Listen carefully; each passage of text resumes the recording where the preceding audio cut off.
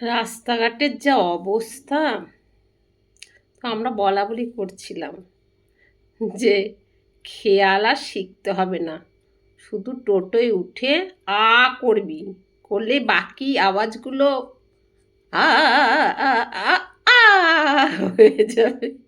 কি অবস্থা হয়েছে রাস্তাঘাটের!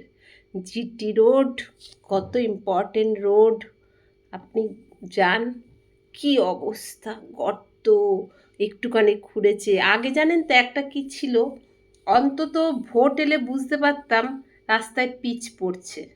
এখন জানি না, এবছর একটু অন্যরকম দেখছি, শুধু খুঁড়েই যাচ্ছে খুঁড়েই যাচ্ছে। জানি না কারা পিচ ফেলবে বা কি সংশয়, কিছু বুঝতে পারছি না।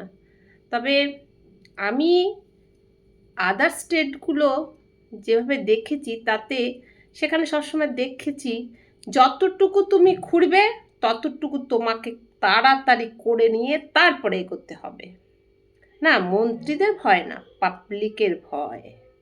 যতটুকু খুঁড়েছ তুমি করবে, তারপরে এগোবে, এবং রাত্রিবেলা কাজ হবে, এই না যে দিনের বেলা। হুম, চলবে না। না আমাদের, তাহলে আমি পাবলিককে, বাংলা পাবলিককে খারাপ বলবো না। অসীম সহ্য শক্তি যাদের, তাদেরকে খারাপ বলা যায় না, খারাপ বলতে হয়? ভালো থাকবেন, অসীম সহ্য শক্তি নিয়ে থাকুন, বসবাস করুন, দেখুন। নমস্কার, শুভরাত্রি।